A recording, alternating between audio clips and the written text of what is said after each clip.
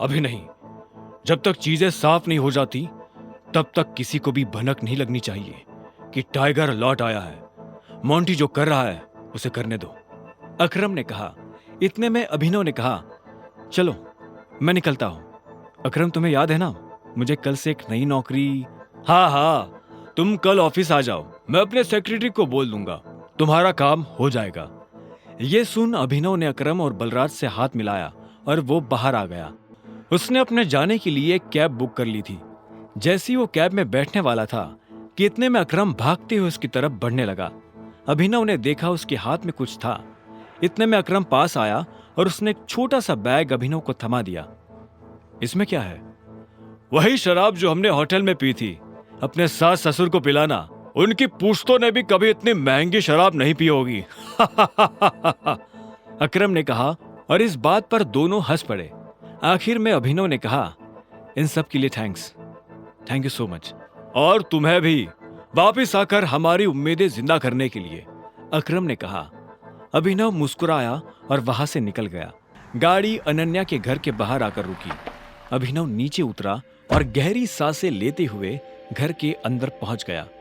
उसने देखा कि अनन्या के माता पिता यानी शर्मिला और राजीव सोफे पर बैठे हुए थे। वो उन्हें देखते ही पहचान गया था। वो दोनों भी अभिनव को अंदर आते हुए देख रहे थे। अभिनव जितने अच्छे से मुस्कुरा सकता था वो उतने अच्छे से मुस्कुरा रहा था। नमस्ते मम्मी जी। नमस्ते पापा जी। ये मैं आपके लिए लाया था, अभिनव ने हिचकिचाते हुए कहा और बोतल उन दोनों की तरफ बढ़ा दी। शर्मिला ने अभिनव को देखते ही अपना मुंह फेर लिया था, लेकिन राजीव की नजर जैसे ही बोतल पर पड़ी तो उसने तुरंत अभिनव के हाथ से बोतल ले ली।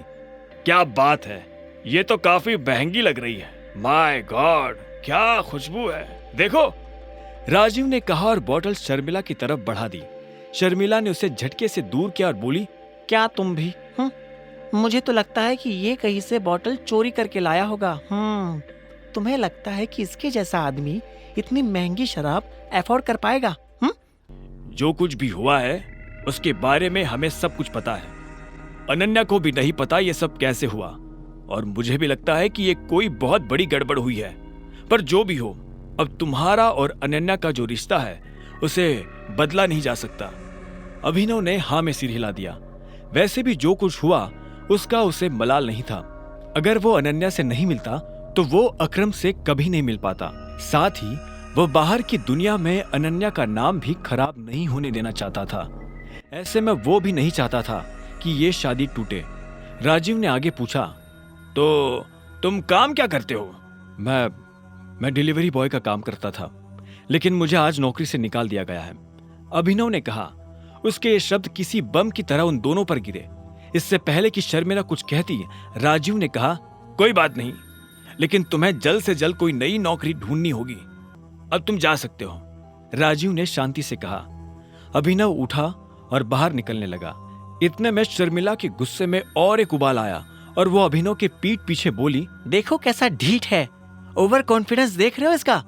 जेब में 10 रुपया नहीं है पर चल ऐसे रहा है जैसे किसी जंगल का टाइगर हो। भाड़ में जाए ऐसा कॉन्फिडेंस। और तुम, नौकरी का मतलब ये नहीं कि कल को तुम पार्किंग लॉट में बैठकर लोगों की गाड़ियों की रसीद काटो। मेरा मतलब है एक नौकरी जैसी नौकरी। अगर कल तक तुम्हें वो नौकरी मिल जाती है तो तुमने जो कहा है मैं उसके बारे में सोच सकती हूँ। शर्मिला से ये सुनते ही अभिनव के चेहरे पर एक बड़ी सी मुस्कान आ गई। शर्मिला को नहीं पता था कि अभिनव कौन है और उसके पीछे किसका हाथ है। उसने मुस्कुराते हुए हाँ में सिर हिलाया और घर के अंदर जाने लगा। रात बहुत हो चुकी थी और उसे पता था कि इस वक्त वो अपने घर नहीं जा सकता। उसने सोचा था कि वो अनन्या के कमरे में जाकर सो जाएगा।